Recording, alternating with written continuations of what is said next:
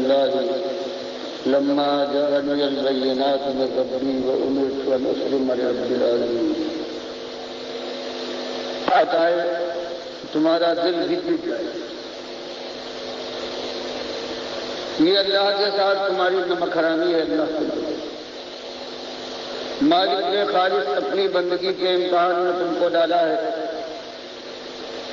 زندگی دی، عقل و خرد سے نوازا، اپنی کتاب اتاری، اپنے انبیاء اور آخری نبی صلی اللہ علیہ وسلم کے ذریعے سے بتا دیا کہ یہ سارا کچھ امتحان ہے.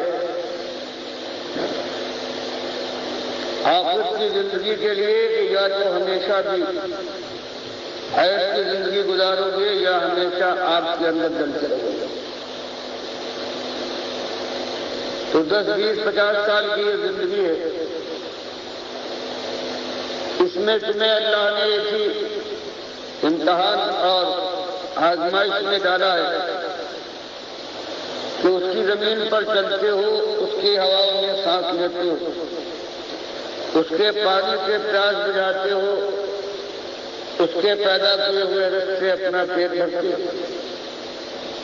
اس نے تم کو اولاد دی ہے، شوہر اور خاندان میں کنبہ عطا فرمایا، آپس میں محبت پیدا کی تاکہ زندگی کا یہ دور جو مختصر ہے یہ اچھی طرح سے گزار دو.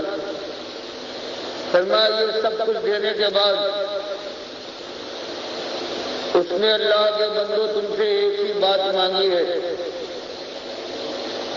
کہ فدوہ مخلصین لہ الدین، کہ اسی کو اپنا آقا اور مالک سمجھو جب کوئی ضرورت پیش آ جائے، کوئی مشکل درپیش ہو،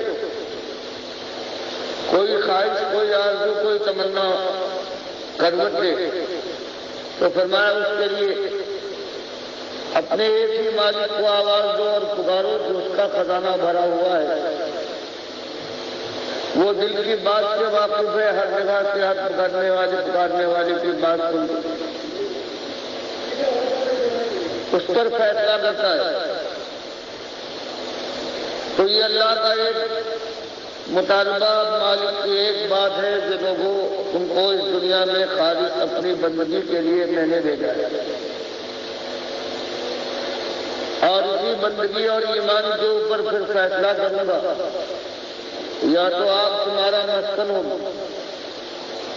اور یہ بہاروں پر بہاریں ہیں جن کی براتیں کبھی ختم ہو. تو اس لیے اللہ کے بندو ہر مسئلے میں اپنے مالک کو اپنا اکیلا مالک مان کر اس کے سامنے جھکو، اس کے سامنے فریاد کرو، گود پھیلاؤ، دعائیں کرو، اس کی بڑائی کا اعلان کرو. یہ ایک مسئلہ ہے جو اللہ تعالیٰ نے پورے قرآن میں سورہ فاتحہ الحمدللہ سے لے کر الناس تک ایک ہی مسئلہ بیان فرمایا. باقی جو قرآن کے اندر ہے وہ اسی مسئلے کی تفسیر ہے،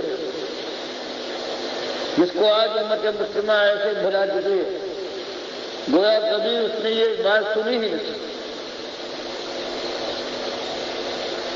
ابھی 1 مہینہ گزرا ہے جو 12 وفات کا مہینہ کہلاتا تھا.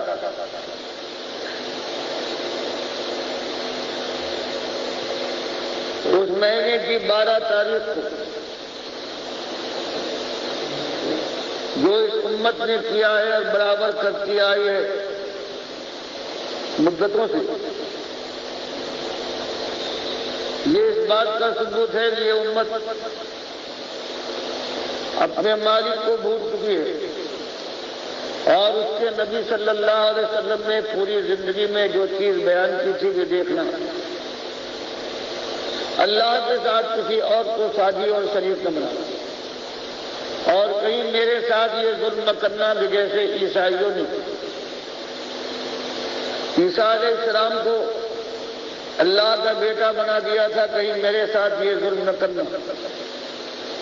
مجھے جب یاد کرو تو مجھے اللہ کا رسول مانو، اللہ کا بندہ مانو، بس میری حیثیت یہ ہے. اور اس امت کا آج یہ حال ہو گیا ہے کہ وہی رسول صلی اللہ علیہ وسلم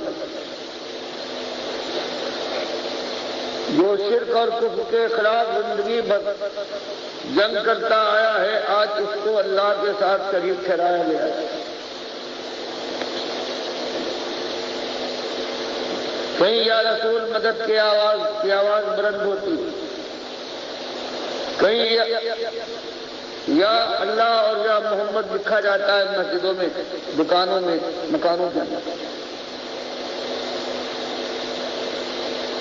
کئی حال یہ ہے کہ اللہ کی نظر نیاز کے بجائے یہ حلوہ پکتا ہے اور یہ نظر و نیاز ہوتی ہے محمد صلی اللہ علیہ وسلم کی، اور نظر و نیاز یہ عبادت ہے اللہ کے لیے جائز اور سزاوار۔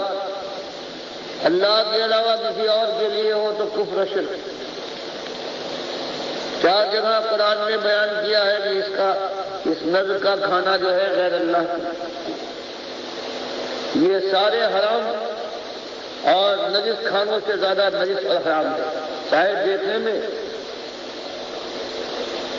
وہ ایسا نظر آئے کہ یہ روغن سے تر ہے، زبان پر رکھنے والے یہ سمجھے کہ لذت سے بھرا ہوا ہے، لیکن مالک نے قرآن کے اندر غیر اللہ کی نظر و نیاز کو 4 جگہ بیان فرمایا کہ یہ سور کے گوشت سے زیادہ حرام اور نجس اور شرک۔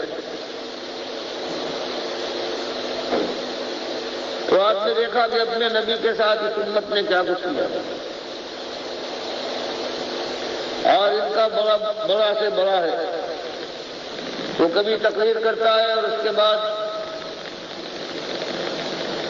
پھر اس کی زبان سے آخر میں نکلتا ہے تمہارا کرم ہے، یہ سب تمہارا کرم ہے آقا، کہ بات اب تک بنی ہوئی ہے اور مراد آقا سے اللہ کے نبی صلی اللہ علیہ وسلم کو لیتا ہے، اللہ کو نہیں۔ آج کا یہ جو اللہ کا دشمن ہے چاہے کلمہ پڑھتا ہو، ہاں اللہ سے مراد لی جائے کہ ہاں آقا مالک ہے، اس کا کرم ہے، یہ بات الگ ہے۔ لیکن آج اس امت کا عقیدہ یہ بن گیا ہے کہ یہ اللہ کے نبی صلی اللہ علیہ وسلم ہے، جن کی کرم فرمائی ہے، جن کی رحمت ہے، جو حاضر و ناظر ہے، عالم الغیب ہے، مختار کل ہے۔ اب اللہ نے ان کو اختیار دے دیا ہے، مالک الگ ہو گیا ہے کہ جس کو چاہو تم دو اور جس کو چاہے محروم کرو۔ تو اس طرح سے اللہ کے ساتھ یہ جو ظلم ہو رہا ہے اس کو شرک ہے۔